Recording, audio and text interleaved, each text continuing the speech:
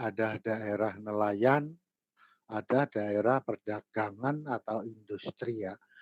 Nah, karakteristik daerah yang berbeda ini tentunya akan mewarnai KTSP kita di sekolah masing-masing. Tentunya tidak akan sama karena kebutuhan siswanya pun juga berbeda.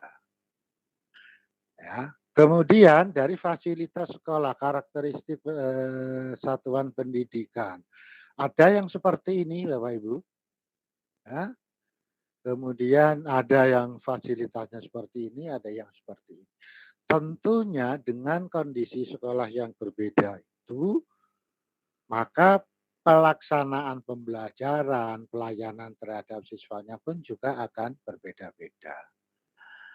Ya, maka inilah yang melatar belakangi diversifikasi kurikulum. Kemudian karakteristik peserta didik, Bapak Ibu.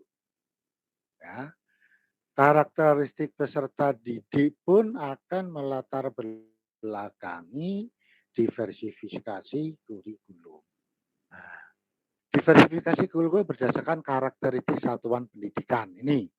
Ya, kalau kita lihat nih fasilitasnya udah jauh berbeda ini. Ya, kemarin saya dikasih tugas validasi hasil akreditasi sekolah. Bapak Ibu sekalian, ada SD negeri, nggak tahu di mana, saya lupa itu. Masya Allah, fasilitasnya masih sangat-sangat memperhatikan.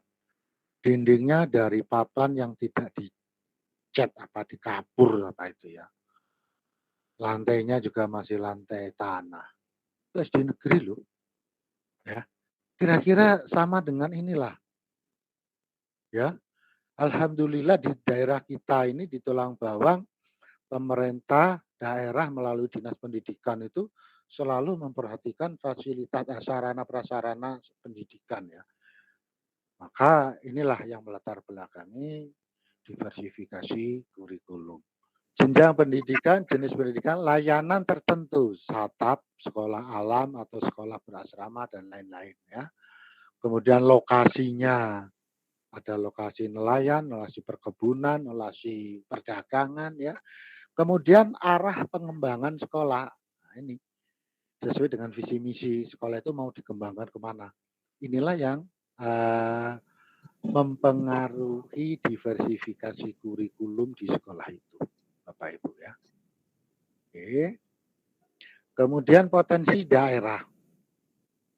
Nah ini ada yang daerahnya nelayan, ada yang perkebunan, persawahan, ada yang daerah perdagangan, industri. Tentunya ini akan memiliki KTSP yang berbeda-beda. Ya. Potensi alam, sosial ekonomi, adat dan budaya, kemudian arah pengembangan sekolah. Ini kalau kita lihat dari potensi daerah. Nah, kemudian kalau dari potensi atau karakteristik peserta didik, nah ini ya, kalau kita lihat, ya, ada memiliki bakat, ya jelas anak-anak kan memiliki bakat, minat, kemampuan yang berbeda-beda, tingkat emosional, ketekunan, ya, daya diri yang berbeda-beda, kemudian latar belakang ekonomi yang berbeda, latar belakang budaya yang berbeda-beda, cita-cita mereka pun yang berbeda-beda. Nah inilah yang melatar belakangi diversifikasi kurikulum dari segi karakteristik peserta didik.